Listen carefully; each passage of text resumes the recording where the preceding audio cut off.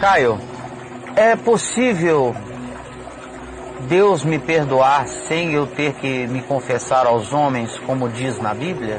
Claro, claro. Eu só peço perdão aos homens de pecado, aos homens contra quem eu pequei. Eu jamais te procurarei para te confessar um pecado para obter perdão de Deus. São coisas diferentes. Agora, se eu pecar contra ti, eu vou te procurar e vou te pedir perdão. Porque você passou a ser Deus nessa relação para mim. Claro. Eu pequei contra ti. Pequei contra ti em Deus e contra Deus em ti. E contra mim em ti. E contra tu em mim. Porque afinal, nós todos somos feitos à imagem e semelhança dele. Agora, o pecado do meu coração, que não tem nada a ver com ninguém, nunca procurei ninguém, desculpa, eu não procurarei, não sinto, eu não tenho essa fraqueza psicológica, que a maioria das pessoas que precisam de alguém para confessar um pecado, é por déficit psicológico. A pessoa precisa falar com um outro aquilo.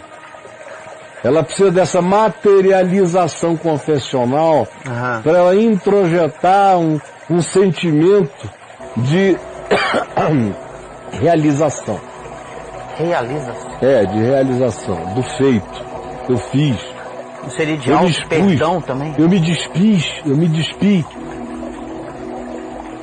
Ela tem essa história para dizer a ela tem uma história de sinceridade dela para com ela, que é importantíssima para ela. Eu nunca tive essa necessidade, olha, honestamente. Eu respeito o fato de que a maioria, 98% da civilização humana precisa disso. Agora, eu nunca tive essa necessidade. Eu sempre fui direito, sempre fiz tudo com Deus. Nunca pedi assim, por favor, ora aqui por mim, para Deus me perdoar disso. Só aquele a quem eu feri diretamente. E nunca pedi para a pessoa orar por mim para eu ser perdoado. Eu sempre pedi perdão à pessoa. Se ela me perdoar, amém. Se ela não me perdoar, no meu coração, eu vou resolver o assunto com Deus, já que ela não quis resolver comigo. Eu vou resolver com Deus, como eu resolvi todos. Eventualmente pode ter havido alguém a quem eu tenha feito alguma coisa que tenha decidido nunca me perdoar, eu não sei. Eu não conheço essa pessoa a quem eu tenha feito alguma coisa. Eu conheço muita gente que de graça não gosta de mim, me odeia e tal, mas eu não fiz nada pessoalmente contra nenhum deles. É só uma questão de não gostarem da minha existência. Isso é um problema deles com Deus. Agora, eu nunca tive essa necessidade em relação ao meu próximo de nada disso. Pequei contra ti, eu vou lá contigo como Jesus mandou. Você pecou contra mim e eu estou correndo o risco de ficar magoado no meu coração, eu te procuro e tento resolver. Ou o teu pecado contra mim pode ter consequências, eu te procuro para resolver isso, olho no olho. Agora, se o pecado que eu pequei contra ti você nem ficou sabendo, ou porque foi subjetivo, ou porque não te envolveu mesmo, envolveu você na minha subjetividade, mas não envolveu você na prática, por que eu vou te informar de algo que é ruim em mim contra ti, que você nunca notou, nunca ficou sabendo, nunca foi verbalizado, nunca foi comportamentalizado na sua direção? Só se eu quiser plantar uma semente do mal em ti é que eu vou fazer essa confissão. E com relação às outras coisas da vida, eu não tenho a menor necessidade de procurar ninguém. Eu estou falando de mim, tem gente que precisa. Eu passo o tempo todo, há anos que eu atendo gente que precisa me contar algo que fez. Muitas vezes é saudável, e para certas pessoas é a única terapia possível para algumas pessoas, é contar para alguém de confiança. e orarem uns pelos outros, para serem perdoados, curados, aliviados. O que eu estou te dizendo, isso aí é um ponto fora da curva. Na minha consciência com Deus, foi sempre assim, como eu acho que na do meu pai também. Meu pai nunca me procurou para me confessar nada. Nem eu me lembro dele procurando a minha mãe para confessar nada, exceto o que ele possa ter feito, que tenha magoado a minha mãe. O que depois que ele se converteu foi muito pouco, quase nada, mas ele era sensível. Minha velhinha, me perdoe, eu fui precipitado, fui apressado, não ouvi você direito. Ele dava essas... Sim, eu estava um pouco apressado, eu não dei a devida consideração que você me falou, me desculpe, me perdoe. Agora, qualquer outra coisa que tenha havido entre ele, Deus e a vida, não envolvendo terceiros, ele nunca falou nem comigo, ele nunca teve essa necessidade, como eu nunca tive a necessidade com ele. Mas isso demanda um determinado tipo de maturidade em certas personalidades.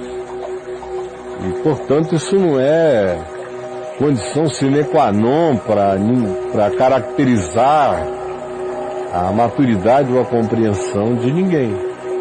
Isso é uma junção de certas maturidades com certas personalidades que geram esse produto. Mas estou falando de mim e estou dando liberdade a você, e dizendo para todos terem a liberdade de agirem dentro desse escopo previsto do Evangelho. Tá bom? Entra no teu quarto, fala com teu pai que está em secreto.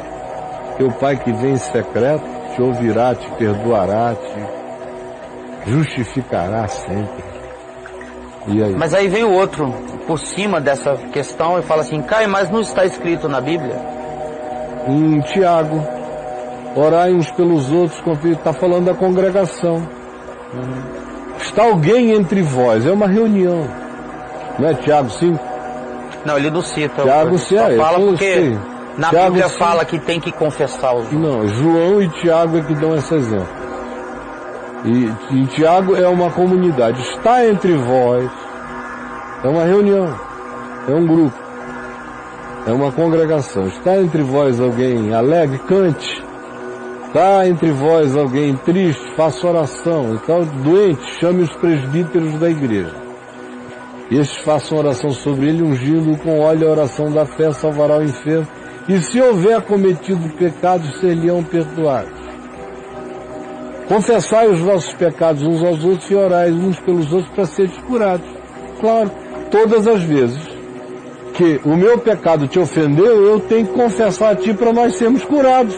Senão vai ficar a doença plantada entre nós, a doença relacional, a doença psicológica, a doença comportamental e as somatizações dessas doenças no meu corpo, no teu corpo, sem falar no estragamento que uma raiz de amargura produz em toda uma comunidade.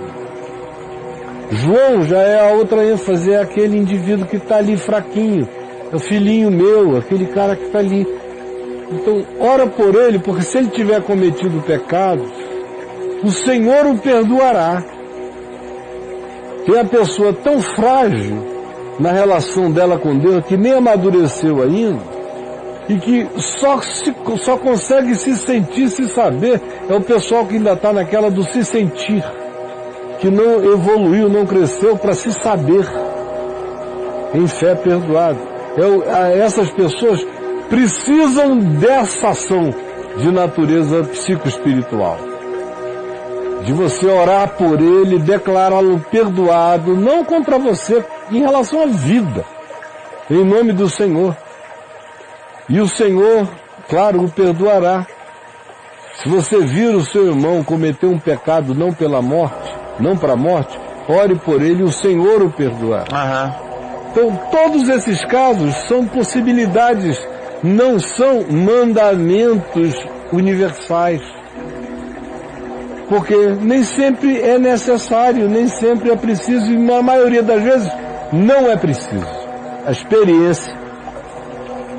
A experiência mostra que na maioria das vezes não é preciso, porque na maioria das vezes Você não conta com uma pessoa madura para ouvir do nada o teu pecado.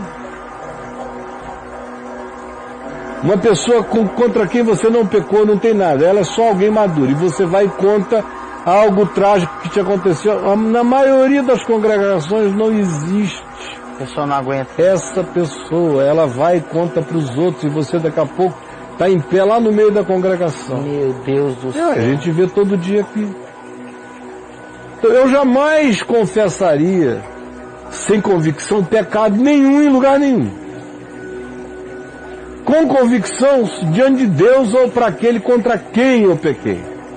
Mas para cambada, que não sabe de nada, não tem nada a ver, só vai entrar no delírio tarado da narrativa da tua fragilidade e da tua vergonha, que eles não tratarão com amor, nem carinho, nem misericórdia, mas apenas com o deleite concupiscente da narrativa da sua tragédia pessoal.